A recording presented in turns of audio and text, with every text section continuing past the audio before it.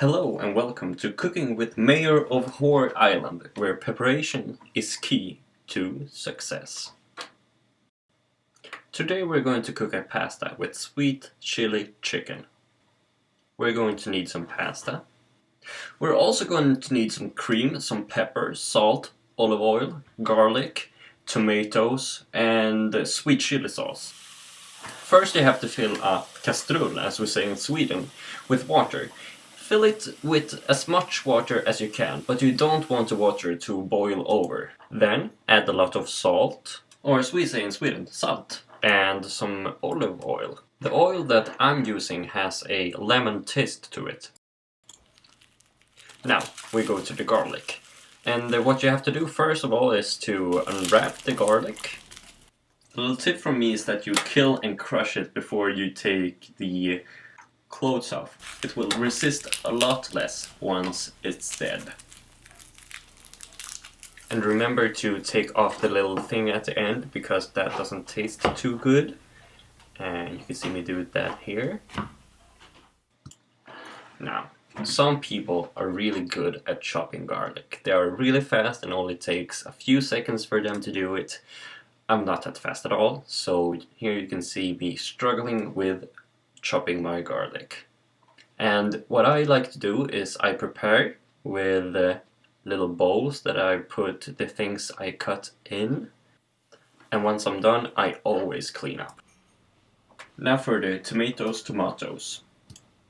I like to cut my tomatoes as well, because I don't like to stick my fork in one and get a shower of hot lava tomato coming right at me. So please cut your tomatoes. Okay, and here the chicken. Chicken that has been frozen always has these little imperfections that I like to cut away because they don't look too nice to eat. Now I'm going to do small pieces of chicken because I'm doing sweet chili chicken and I want the sugar in the sweet chili sauce to caramellisera, as we say in Sweden. Here you can see me doing the really tiny pieces of chicken that I want to fry later. And you can also see that I have put out a big bowl for me to put the chicken that I have already cut in. Now I don't have a banana, but they're really tiny. Now you can see that my water is starting to boil, and this is why I don't want you to fill it to the brim, because I don't want it to boil over.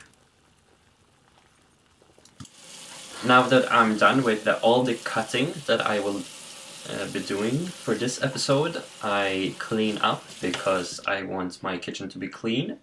And I also don't want to spend the first 20 minutes after I'm done to do the dishes. I just want to eat right away. And now I'm starting with putting the oil into a frying pan. And the water is still boiling. I haven't put the pasta in yet. That's what he said.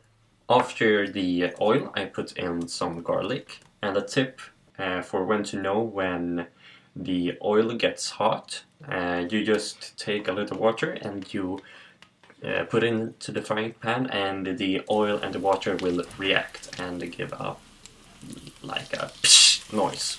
So that's what I do. And after that I put in the chicken once the frying pan is hot enough. I always like to fry my chicken really hard at first so it gets a nice and brown surface. I didn't get that brown surface right away because I didn't have the frying pan hot enough at first, so now I have white and pink chicken and I have to fry it really hard to get that brown. And now I will put in the pasta in the boiling water, and I take just enough pasta for me to eat, and then I break it because that will be easier for me to handle once it's in the water. And I always take a little thing and I stir the pasta because I don't want it to clump up. Now the chicken starts to get that brown, really lovely color that is an indication for the lovely flavor I will get later. And here I put in the sweet chili sauce, and that has a lot of sugar in it, so it will coat the chicken lovely. Now, sugar gets really hot and you don't really want to get it on your skin because it's really hard to get off, so you will get really bad burn marks. Now I put in the tomatoes right before I put in the cream. Up until now I've had the heat on the pan around 8 out of 12, and once I put in the cream I take it down to maybe around 3 or 4. Remember to check up on the pasta and stir it, because you don't want a clump of pasta. You really want individual pastas. I don't know if that's the plural of pasta, but yeah, you want single pasta. And if you want a perfect pasta like al dente, you want to taste the pasta repeatedly so you know when it's done. So here you can see me trying out the pasta one more time. It looks pretty good. Let's see if it's okay. Bravissimo! Yeah, I seem to like it, so here we go. I take it and I pour the pasta out.